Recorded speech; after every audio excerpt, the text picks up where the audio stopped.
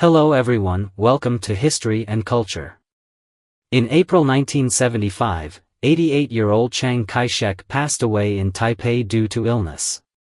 As he felt his life coming to an end, he urgently summoned his son, Chiang Ching-kuo, to his side and gave him his final words, which included matters concerning Zhang Xueliang. After saying these words, Chiang Kai-shek passed away peacefully.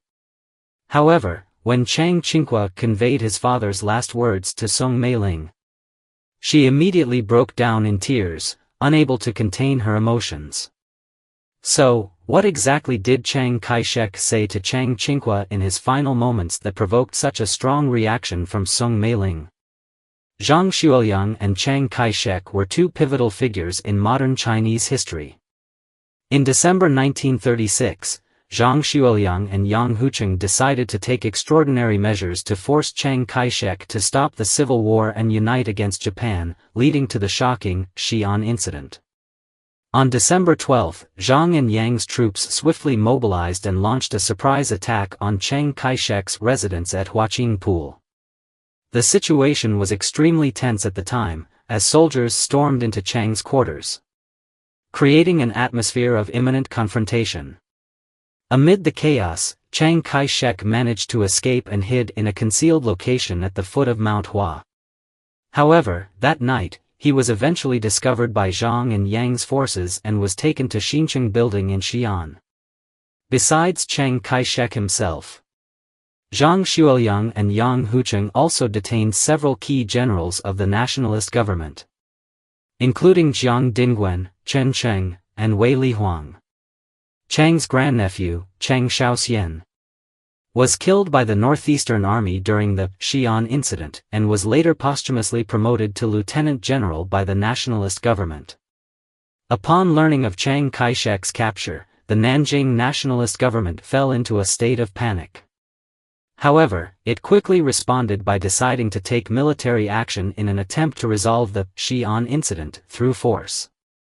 3 days later, on December 15, an elite force known as the Instructional Corps, composed of nationalist troops, departed from Nanjing's Meitan port by train, heading north to carry out a rescue mission.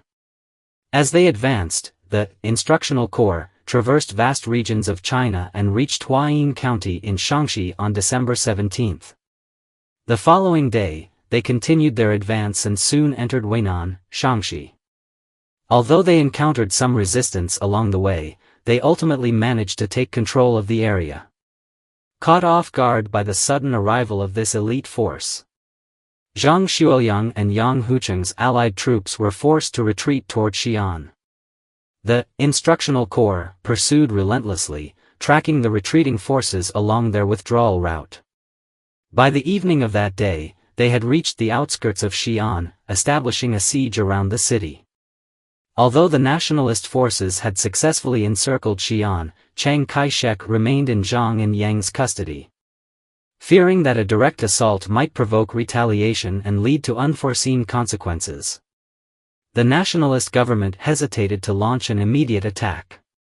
At this critical juncture, fierce debates erupted within the nationalist government over how to resolve the Xi'an incident.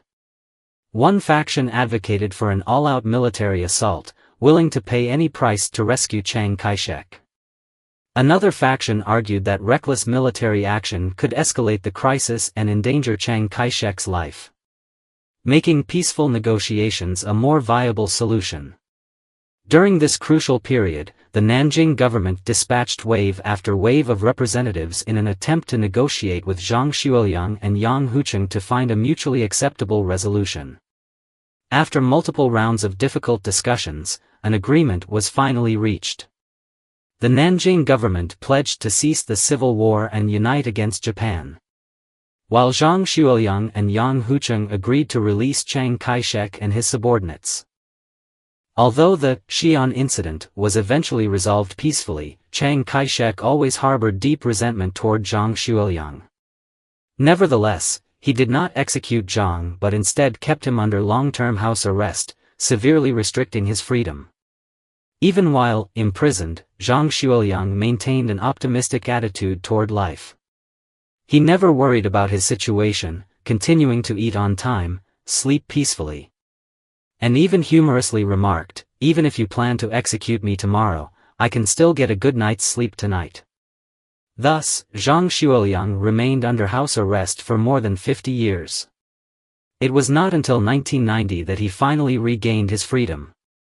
It is worth mentioning that when Chiang Kai-shek passed away in 1975, Zhang Xueliang initially believed he would be released. However, what he did not know was that even on his deathbed, Chiang Kai-shek instructed his son, Chiang Ching-kuo, do not release the tiger back to the mountain.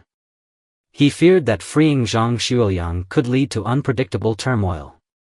In Chiang Kai-shek's eyes, Zhang Xueliang had once betrayed him, and despite decades of house arrest, he was still regarded as a potential threat. As a result, this vigilance was passed down to the next generation. When Soong Mei-ling learned of Chiang Kai-shek's dying words, she was overwhelmed with mixed emotions and wept. Perhaps she understood her husband's concerns, yet at the same time, she felt a deep sense of regret for Zhang Xueliang. After Chiang Ching-kuo took power, he strictly followed his father's wishes, continuing to keep Zhang Xueliang under strict control. For a long time, Zhang remained unable to regain true freedom. It was not until Chiang Ching-kuo passed away in 1988 that public calls for Zhang Xueliang's release in Taiwan grew louder. After multiple efforts and negotiations, Zhang was finally officially freed in 1990. By then, Zhang Xueliang was already an elderly man nearing 90, with silver hair and a face marked by the passage of time.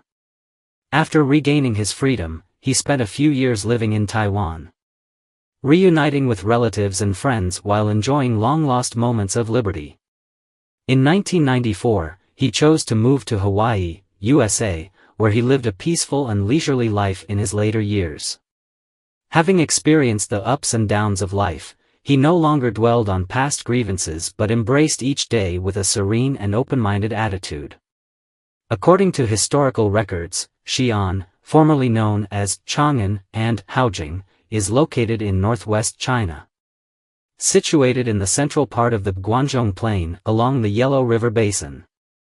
The city administers 11 districts and 2 counties, covering a total area of 10,108 square kilometers.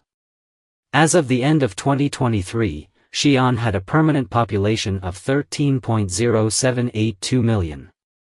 The local dialect belongs to the Guangzhong subgroup of Central Plains Mandarin. Xi'an has a warm temperate, semi-humid continental monsoon climate, with terrain that is high in the south and low in the north, featuring significant elevation differences. As early as 1 million years ago, the Lantian man was already thriving on this land.